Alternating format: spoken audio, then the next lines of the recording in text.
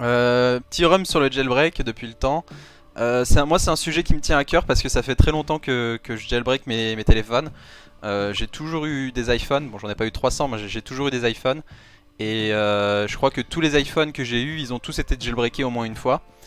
Et là, il y a un jailbreak qui a beaucoup fait parler de lui ces derniers temps. Donc, du coup, c'était l'occasion de faire un rump sur le sujet. Alors, rentrons dans le vif du sujet. Qu'est-ce que c'est que le jailbreak? Alors, c'est un processus qui va permettre à des utilisateurs d'un iDevice, donc iPhone, iPad, iPod Touch, etc., d'éliminer les restrictions de sécurité imposées par Apple. Donc ça vous permet d'avoir un contrôle total sur votre appareil. Dans les faits, c'est une série de patchs sur le kernel même d'iOS qui vous permettent d'obtenir les accès root. Et avec ces accès root, vous avez la possibilité d'éditer tout ce qui existe en profondeur dans votre device. Vous n'êtes pas sans savoir que Apple et iOS particulièrement est assez rigide, assez fermé dans son fonctionnement, euh, dans les droits des utilisateurs, dans la personnalisation graphique, etc. Avec les dernières mises à jour, Apple ils se sont un peu améliorés. Il y a plus de personnalisation, il y a plein de nouveautés qui manquaient vraiment avant. Mais une grande partie de ces nouveautés, je vais vous montrer, sont bien inspirées de ce qui se faisait déjà des années auparavant avec le jailbreak. Donc par exemple le dark theme, c'est quelque chose qui nous paraît très très basique maintenant. Faut savoir que le dark theme il est arrivé avec iOS 13, c'est-à-dire quand même il y a un an et quelques. Alors que avec le jailbreak, on pouvait utiliser le dark theme dès iOS 7. iOS 7 j'étais en quatrième, même pas, donc ça fait une éternité que le truc existe. Et même sous Android ou quoi, et Apple a mis du temps à passer le cap, mais c'est quelque chose qui se faisait déjà avec le jailbreak. Les widgets sur le home screen, c'est quelque chose qu'on voit aussi chez Android. Et c'est quelque chose qui existait déjà avec le jailbreak. Donc là, ils sont arrivés avec iOS 14. Mais je crois qu'il y a des tweaks qui permettent d'utiliser des widgets depuis iOS 9, quelque chose dans le genre. Et enfin, l'explorer de fichiers. Donc je crois que c'est iOS 11 ou 12 qu'ils ont ajouté ça. Et encore, il est très basique. Et avec le jailbreak, vous pouvez explorer toute votre architecture. Donc là, on le voit sur le screen, on est dans le dossier /var. On peut retourner à la route. Et c'est Unix, donc du coup, ça a à peu près la même architecture que vous connaissez avec Linux. Et vous pouvez vraiment tout manipuler, vous pouvez tout détruire, vous pouvez supprimer votre route si vous le voulez, à vos risques et périls. Mais c'est quelque chose qui est quand même très pratique et qui existe depuis très longtemps sur le jailbreak. Donc je disais en intro pourquoi j'ai décidé de faire ce rump, c'est avec un outil qui est sorti récemment. En fait il est pas si récent que ça, mais il a beaucoup fait parler de lui avec le jailbreak d'iOS 13.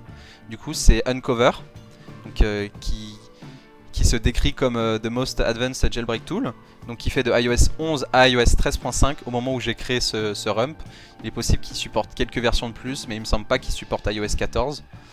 Moi je l'ai actuellement sur mon téléphone, donc un iPhone XR qui est sous iOS 13.5 tout pile il me semble, ou 13.5.1.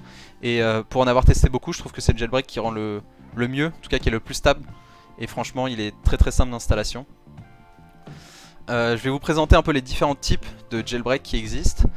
Premièrement il faut savoir que quand un device boot, il va load le kernel d'Apple.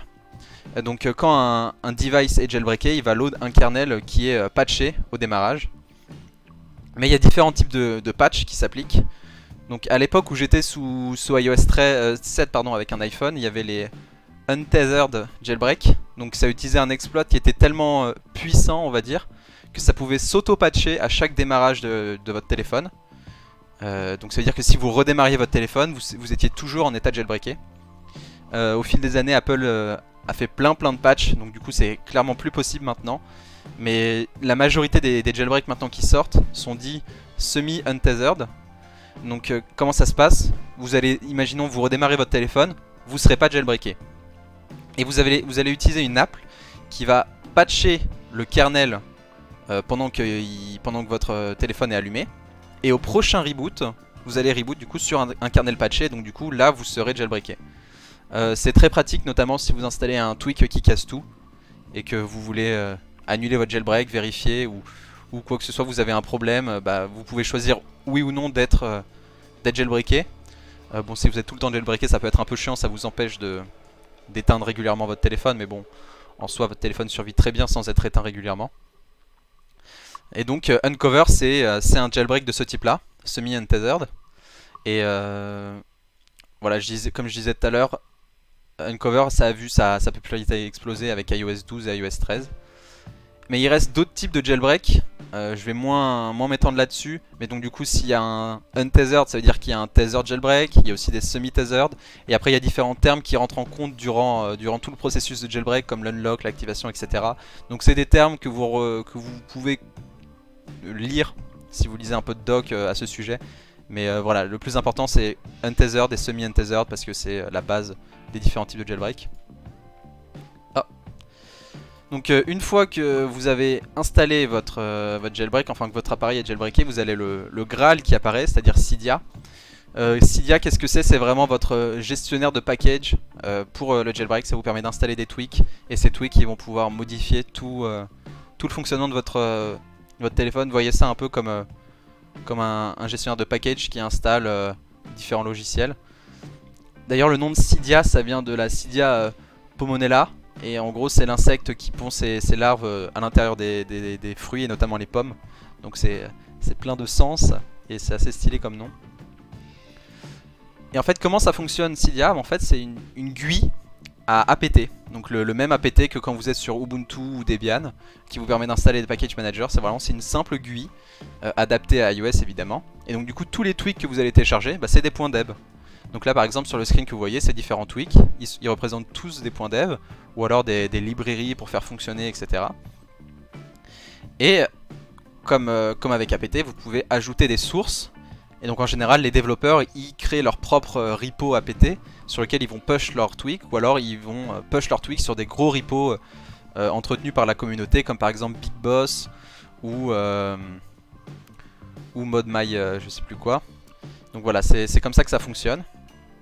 Cependant ces dernières années, Cydia il est un peu en perte de vitesse parce qu'il est un peu lent s'il n'est pas patché et qu'il y a plein de nouvelles applications qui font le travail mieux et de manière plus jolie que lui.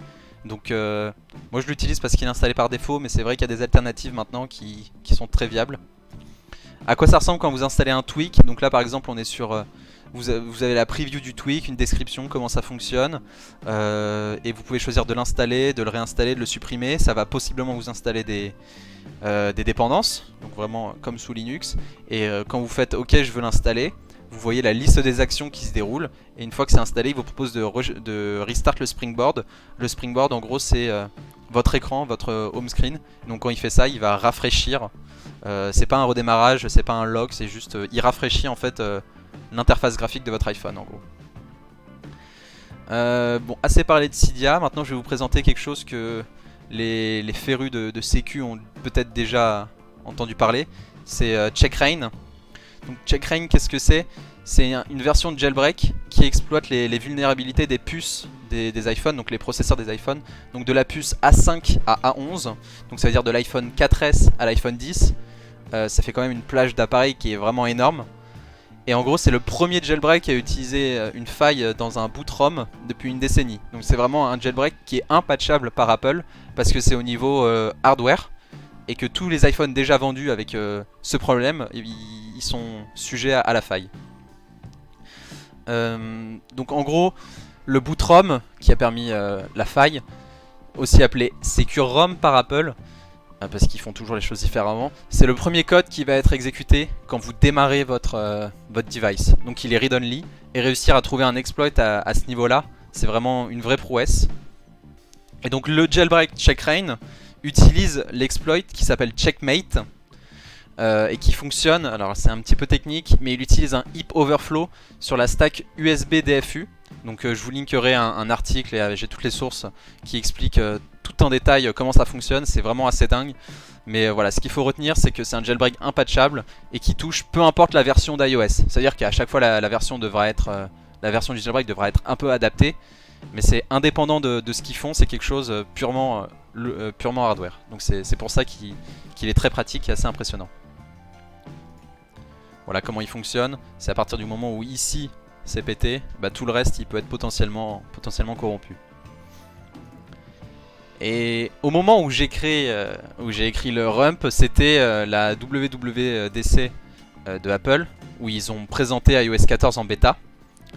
Et bah 2 jours après, ou 3 jours après que la version bêta soit sortie, il y avait déjà des gens de l'équipe de Checkra1 qui ont réussi à patcher iOS 14 pour installer Jailbreak dessus. Donc en 3 jours, en quelque sorte, on pouvait dire que iOS 14 était jailbreaké. Et donc c'est assez encourageant, ça montre que la communauté est encore active, parce qu'il y a une période où le jailbreak était un petit peu, pas mort, mais somnolent, et là il a eu un vrai regain d'intérêt avec notamment Uncover et Checkra1, donc je trouve ça assez sympa, parce que c'est franchement quelque chose d'agréable à utiliser le jailbreak.